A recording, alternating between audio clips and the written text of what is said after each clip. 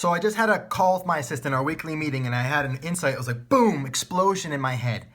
And it was this idea that we are the average of the people we spend the most time with, like the 5 people we spend the most time with, right? That wasn't the boom. I mean, I've heard that a bunch of times. I know it to be true. I feel it, I experience it. If I look back at my life, I can see that I'm the average of the people I spend the most time with. And so the orientation thus is then to go hang out with great people. And I've made that an intention in my life, to meet great people. I have great people around me.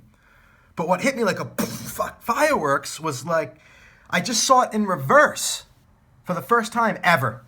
And what I mean by seeing it in reverse is the people I spend the most time with are the average of me. Oh shit. Who are the people I spend the most time with? Well, they happen to be the people I care about the most.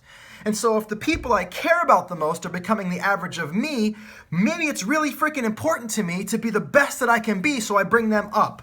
What I want to be, I mean, I see this also of being a dad, obviously, right? Like who you are is what you have, has the biggest influence on your kid, but not just with their family and your parenting, but like everybody. And so who I am for my closest friends, who I am for my wife, I am the average of, they become the average of me. So I have so much responsibility. I'm going to make myself accountable to being the best that I can be for the people that are closest to me. So every time I hear somebody say you're the average of the people you spend the most time with, it's like, shit, I have some work to do. I want to be the best in every area of my life. I want to be the best, the greatest in health and fitness. I want to be a champion as a coach. So every coach I meet and every coach that I spend time with that I'm friends with, they come up. And it also hit me, it's like, holy shit, the only person who doesn't bring people down in life is the person who's the best at something. Only by being the greatest can you guarantee that you only bring people up.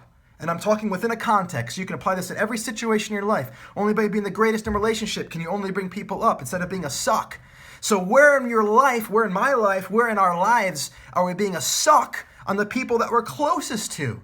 Sometimes we look at that and it's like, oh, everybody else is not as good as me, so I'm going to meet people that bring me up. Well, hold on a second. What about the opposite? Where are people doing better than me, and therefore I'm bringing them down? Because not just they're bringing me up, I'm bringing them down. We meet in the middle. So if that's the case, where am I being a suck on my friends? Financially, because the way I be around money brings them down, or in relationship, the way I be brings them down, or health and fitness, the way I be brings them down. Holy shit, those are my closest friends, and I'm a suck.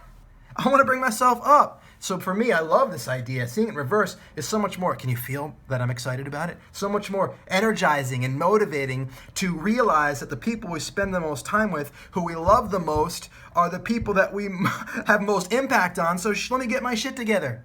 Let me go work on these things and create myself as the absolute best in every area of my life so that I bring everybody I love and that I'm close to up.